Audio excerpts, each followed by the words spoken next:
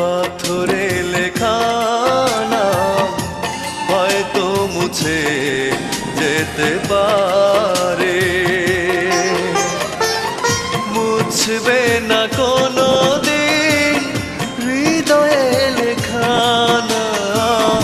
ভালোবাসি আমি যারে, পাথরে লেখা নাম হয়তো মুছে যেতে পারে।